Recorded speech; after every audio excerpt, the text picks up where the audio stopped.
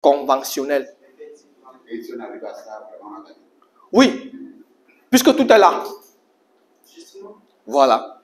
Et une fois qu'on a compris cela, c'est-à-dire, quand on a fait toutes les différences, il faudrait qu'on puisse donc optimiser tout ce qu'il y a pour que lorsque je prends ma calculatrice à la fin, quand le conventionnel donne son prix, si par exemple il a dépensé 1000 francs sur 1000 mètres carrés, c'est un exemple que je prends, il faudrait que moi je sois en train de dépenser 600, 700 ou 800 sur les même 1000 mètres carrés. Et s'il lui décide de dire que, ok, il va vendre même à 1100 francs, moi en vendant même à 1000 francs, il me bénéficie de 200.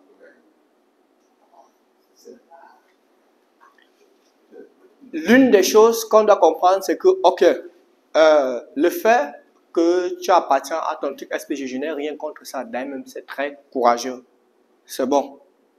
Mais c'est qu'il y a des petites choses dont il faudrait qu'on puisse déjà revoir. Et durant ces 3 jours de formation, tout ce que j'aurai à pouvoir faire, c'est pouvoir construire ce que je suis en train de vous dire. Comment est-ce que cela est possible? Est-ce qu'on se comprend? Comment est-ce que cela est possible? Pourquoi? Parce qu'on est dans une société où on pense que c'est toujours la majorité qui a raison. Ou bien comme la majorité, oui, fait cela, ça lui donne absolument raison.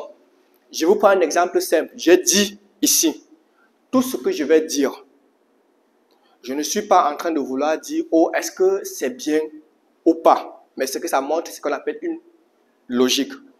Et je vais prendre cet exemple-ci pour que durant les 3 jours, vous puissiez bien comprendre tout ce que ça fait faire l'agriculture biologique. Vous savez, il y a le quartier, le Cameroun et la Côte d'Ivoire. Ce sont 2 quartiers où ils aiment beaucoup bavarder.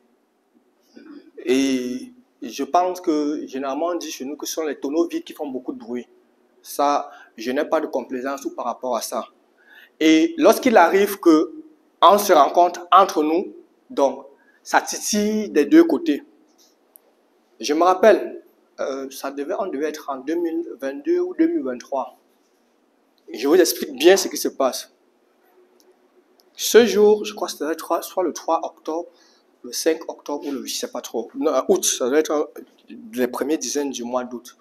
Donc j'étais à Abidjan et bien cette conversation banale entre on se tire et autres. Et lorsqu'on avait cette conversation, donc on parlait et puis ce jour, il était en train de dire, ok, donc aujourd'hui c'est la fête de leur indépendance en Côte d'Ivoire. Donc ils fêtaient et tout et tout. Et après, il y a donc une personne qui me demande que je suis dans ton quartier, le Cameroun, parce que pour moi, le pays, c'est l'Africain.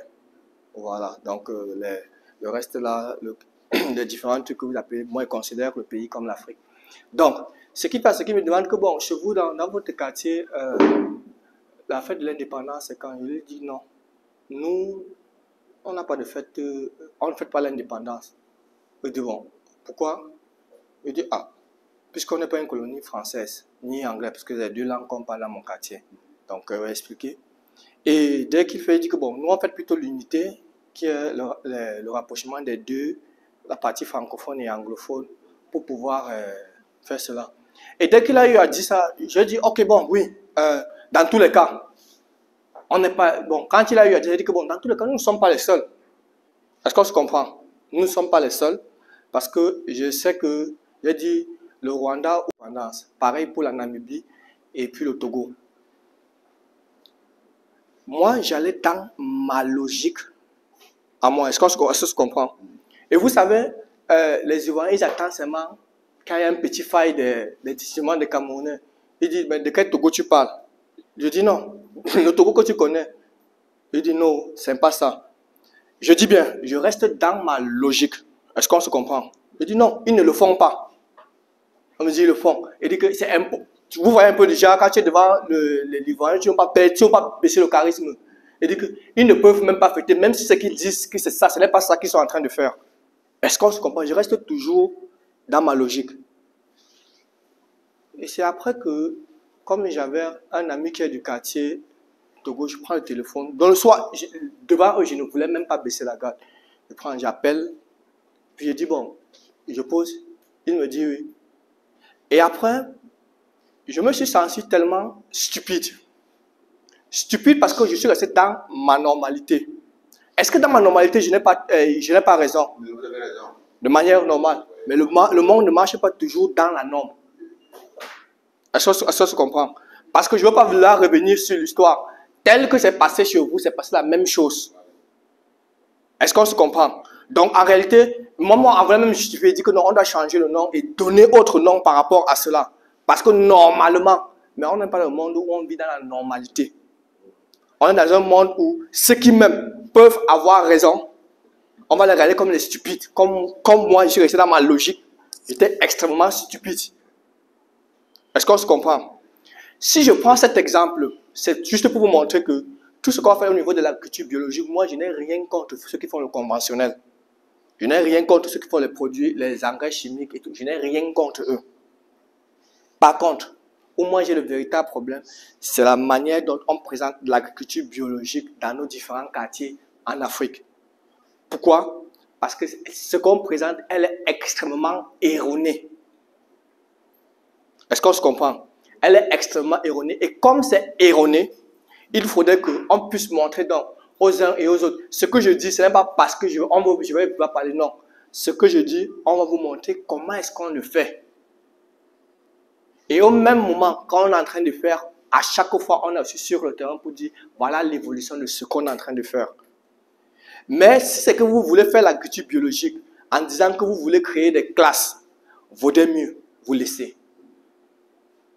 Mais si on fait l'agriculture biologique pour que tout le monde puisse, bien manger, c'est déjà une bonne chose. Pourquoi? Parce qu'on est dans un environnement où c'est possible.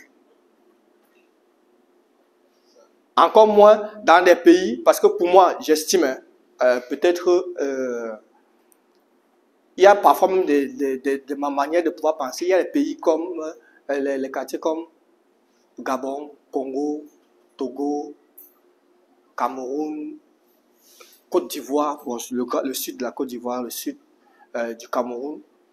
Pour moi, il y a des phrases même que certains, les habitants là-bas ne doivent même pas sortir, ils ne doivent pas dire qu'ils ont faim. On doit tous les mettre en prison. Oui, le mot famine, là, ça ne doit pas... Oui, c'est-à-dire, puisque il faut, je vous le dis, il faut aller dans d'autres quartiers pour voir certaines réalités. J'ai été au Niger, j'ai été en Mauritanie, j'ai été au Sénégal. Bon, en Casamance même c'est mieux. Voilà, en Casamance c'est mieux. De l'autre côté, la Thiès, Matam, j'ai été là-bas. C'est-à-dire, lorsque on commence à parler d'agriculture, tu te rends compte que vous n'êtes pas sur la même longueur d'onde. Vous n'êtes pas dans les mêmes réalités. Est-ce qu'on se comprend? Ça fait, si vous avez regardé mon programme, vous regardez bien mon programme de tournée. Exprès, j'ai mis le Burkina au mois d'avril. Ça fait 5 ans. On me dit, entre janvier et juin, ne viens pas dans ces pays. Je dis, ok, je vais aussi partir maintenant pour aussi voir. Parce qu'on me dit, c'est la période de pic de chaleur, machin, on dit que oui, il me faut expérimenter. Et vous voyez, vous allez prendre un pays comme la Mauritanie en 2020. Quand j'arrive en Mauritanie, on va te dire, la pluviométrie c'est 5 ans. Ça équivaut à la pluviométrie d'une semaine au Gabon. Et quelqu'un va te dire qu'il a faim.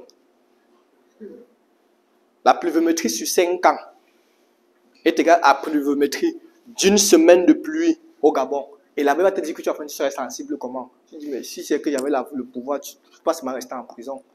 Parce que chez nous, je pense qu'on a ce qu'on appelle la tentative de famine. On n'a pas encore faim. Mais maintenant, comment est-ce qu'on voit donc notre agriculture? Il faudrait que la seule chose qui puisse émerger, c'est la véritable connaissance. Quand on connaît, on a le pouvoir. La véritable connaissance, parce qu'il y a les connaissances même qui n'aident à rien. Je fume, je ne sais pas à quoi, quand c'est ça va me donner l'argent. Mais maintenant, quand je sais comment est-ce qu'on peut pouvoir magnifier cette agriculture biologique, et l'une des choses sur lesquelles je voulais qu'on puisse donc s'appuyer sur l'agriculture biologique, et je vais vous la démontrer de manière très simple. Oui, je vais après. Je vais le faire après. Ne vous inquiétez pas.